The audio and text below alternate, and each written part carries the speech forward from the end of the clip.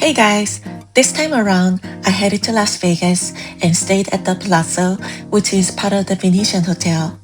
I ended up booking a room that included access to their private lounge, so in this video, I want to show you exactly what the basic room looks like, what the lounge actually is, and a couple of great restaurants I hit up on this trip. Ready? Let's check it out. First off, if you get the lounge access, you don't line up in the main lobby. You head straight up to the 23rd floor and check in right in front of the lounge, which is a nice perk. From there, we headed to the room.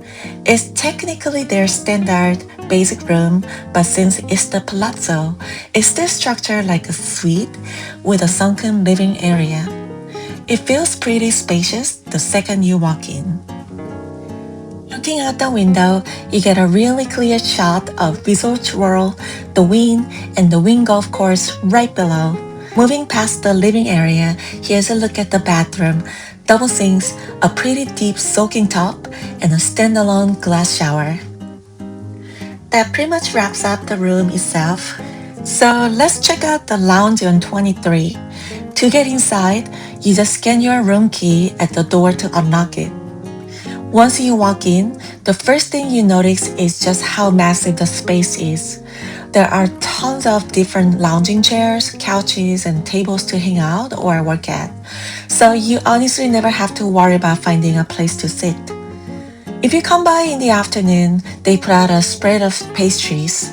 They also have a water station and a coffee machine running pretty much all the time. Now for the main perks. They do a cocktail hour every single evening from 4 to 7 p.m. and then from 5 to 7, they bring out hot and cold orders. In the mornings, they serve a daily breakfast buffet from 6:30 to 10:30 a.m.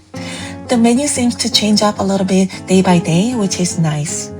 Overall, my experience with the lounge was pretty solid. It's high up, so the view is great, the staff is really attentive.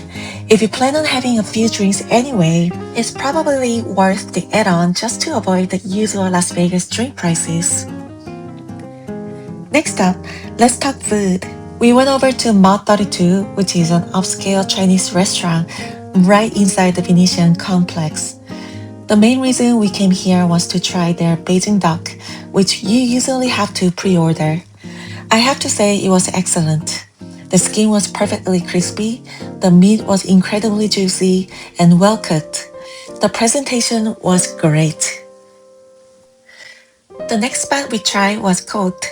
This is a high-end Korean barbecue restaurant, and honestly, it's probably my favorite restaurant out of all the different steakhouses I've ever tried in Las Vegas so far. Usually, when you walk into a Korean barbecue place, you expect that heavy, smoky smell to hit you right away, but their ventilation was so good, there was no smell at all. The overall vibe and the lighting inside were excellent.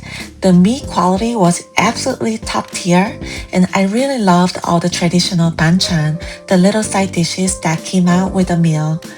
The flavors completely blew me away. Easy 5 out of 5 for me. Before heading out, we tried something a little different and took a ride in a Zoox. If you haven't seen these, it's a completely driverless autonomous vehicle. Right now, it's actually free. We just downloaded their app and called it like a normal rideshare and took it from New York, all the way over to the Wynn. It's pretty wild seeing it navigate Vegas traffic with nobody behind the wheel, but it was a cool look at where technology is going. So that was the trip. I hope looking at the room, the lounge, and the food helps you out with planning your next Las Vegas vacation. Thanks for watching, and I'll catch you guys in the next video. Bye!